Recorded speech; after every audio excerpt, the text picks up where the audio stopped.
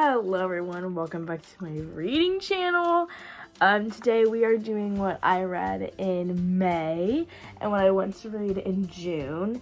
It's really insane to me that we're already to the month of June because I still thought it was November of last year.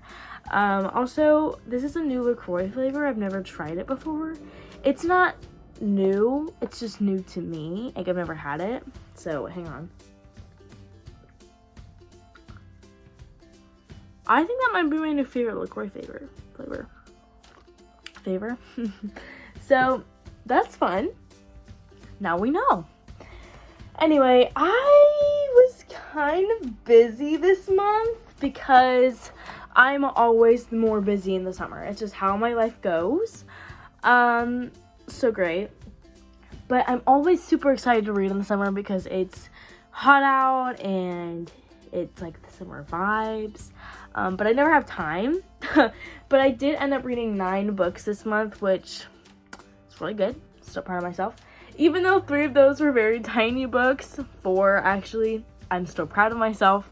So let's just get into it because I don't really remember the first half of this month. I have no memory of it. But this part I do. This part. So let me just show you what's going on here. I read Beauty of Darkness, which is the 3rd book in the Kiss of Deception series. It was so good. And you might notice this book with the rest of these books don't make any sense. It's because this was like a different era. This is like me getting out of my fantasy era. Which I guess The Siren is kind of fantasy, but like I don't really look at it as fantasy, which I know is weird, but I see it more as like a romance with like a fantasy subplot. Anyway, yeah, I read this book. I read this when I was in my big fantasy era, like I just said. Like all I was reading was fantasy. It was a good era. I ate that up, but I'm out of it now. But this book was so very good. I don't remember anything that happened. All I remember is that it was very good and I gave it 5 stars. I don't remember how it ends. I don't remember anything. All I know is that it was a good book. So that's all I really need to know. And then I read The Siren for I think the 4th time. If you don't know, if you haven't caught on by now, I really love rereading books because it brings me back to the like my comfort world. So I love rereading books. 5 stars as always. I love Kiera Cass. I'm not struggling. So sorry. I love her very much. She's such a queen. Love her. Yeah. Always give it a 5-star read. Always will reread it. Good summer book. So good. And then I read Being of Two Minds. Nobody ever talks about this book. And every time I bring this book up, I get so mad because nobody ever talks about it. It's so good. It's just a little skinny little book. I don't think this is in print anymore. I bought it on Amazon and it was like a used Amazon book and it's from a library.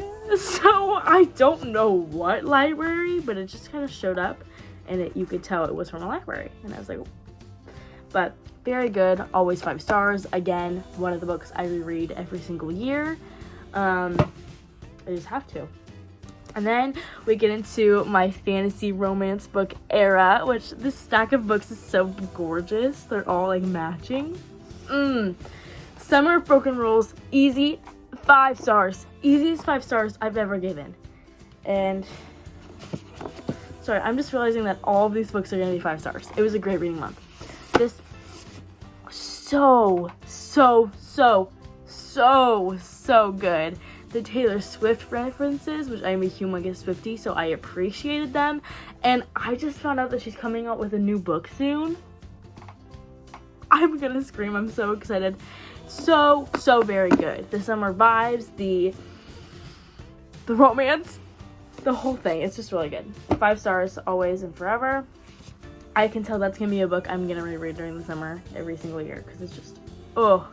And then I read Love and Gelato, which I know this book has been going around everywhere. I know that it's been in my TBR stack for like months, but I finally read it and it was so good. I think I gave it 4 stars. first of all, the movie was so bad. It made no sense. They added an extra,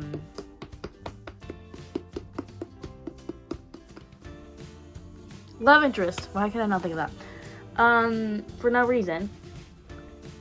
Just to make a love triangle. I didn't ask for it. Loved it, ate it up. While I was reading this, I was trying to figure out a trip to Italy. I was trying to figure out any way we could go to Italy. I was like, I need to go to Italy. Take me to Italy. So if you want to feel like you're in Italy, this is the book. Also, it also made me sad because all I wanted to do was go to Italy. So yeah, I still want to go to Italy. Like, if anyone's gonna offer, I will take it up. And then I read Reveal Me, and it's the novella, one of the novellas in the Astronomy series. So good. It was from Kenji's perspective, so obviously I ate it up, 5 stars. And then I read Shadow Me. Again, I read the novellas out of order because I just get them on my, I get them from the library and I get them as they come to me. So then I read Shadow Me, 5 stars, again from Kenji's perspective, so good. And then I read The Sun and Her Flowers, and it wasn't as good as Milk and Honey, I didn't think. But it was still good. I gave it 3 stars. Then, now that I just speed ran that, I didn't talk about them. I just was like going crazy. I read Float. I also have been putting this off forever. This was on last year's TBR. No joke. I've been meaning to read this since last summer, and I never got around to it because I didn't think I would like it because it was written by Wattpad. And I'm really upset about it because it was really good.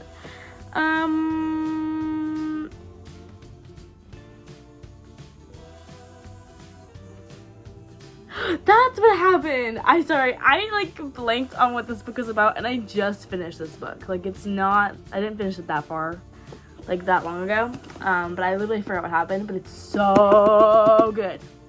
5 stars. 5 stars, and I loved how you could like see her writing mature as the book kept going. The way people described that writing, like how you could tell that she was like growing up, it wasn't as obvious to me, but as I started like really like going deep into it and like really like being like, oh yeah, you can see how she's like getting more mature, and it's like it was good. It was really good. And I actually did that really fast. Usually it takes me a minute because I always ramble. I am still rambling. It's just like a fast ramble. And then we're gonna move on to what I want to read in June.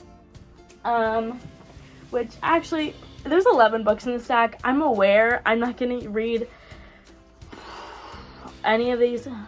I mean, obviously I will hopefully read some, but we'll see. I'm not gonna read 11 books. The chances of that are so very slim. But I want to reread Summer I Turned Pretty. I'm actually like already this far in, but it's taking me a hot minute to read, and I don't know why. I think I started it May 31st. And still haven't finished it. So that's really awkward because it's really skinny, and I know what happened, so I know it's good.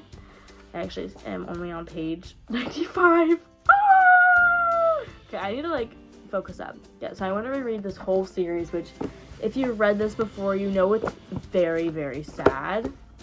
So I don't know why I'm doing this to myself, but I am. I'm trying to get them in order. There we go. This book is really bad. It was really, really rough. But yeah, I want to reread this series, and then I want to read, since I read Love and Gelato, I want to read most of the series. This, Love and Luck, is about Lena's best friend going to Ireland. So I thought that was fun.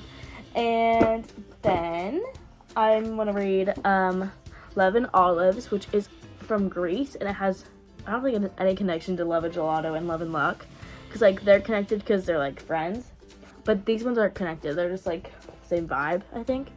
I'm really excited anyway. Oh, the covers and the feeling of the covers. If you have any of these books, you know what I'm talking about because it has like a texture. So good. I'm really excited. As you can tell, I want to read a lot of summer books. And then I want to read Family of Liars.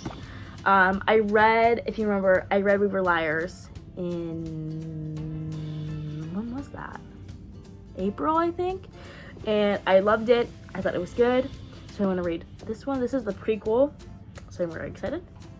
I don't know if it's summer based. I'm guessing it is. We'll find out. And then I want to read Meet Me at the Lake. I'm excited. I have no idea what this book's even about, but it just looks so good. I bought it. It was $14.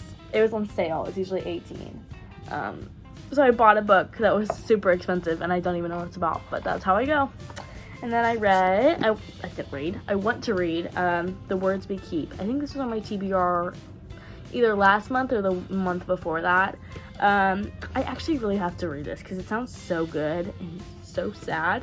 But I haven't been reading a lot of sad books lately. I just noticed that. Like this past couple weeks, I haven't cried at all. Wow.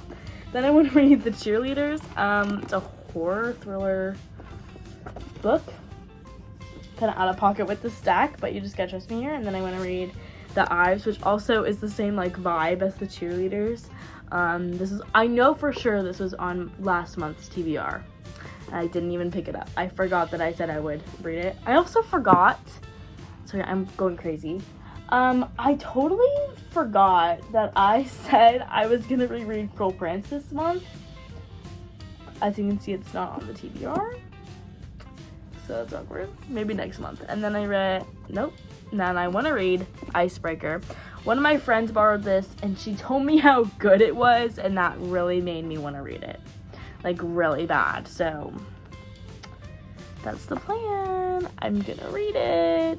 I'm excited. And that, I don't know if this is like out of pocket. I think this would maybe be better would this be better in the winter or like right now? I'm gonna read it right now. Yeah, I'm excited. And that's what I want to read and what I read.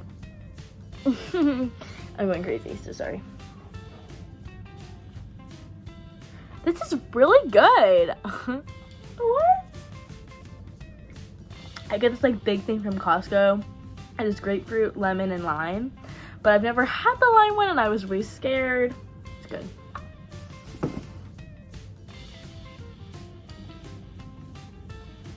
Uh-oh. Uh-oh. Uh-oh.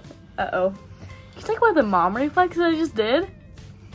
Anyway, thanks for watching. I'll see y'all later. Bye.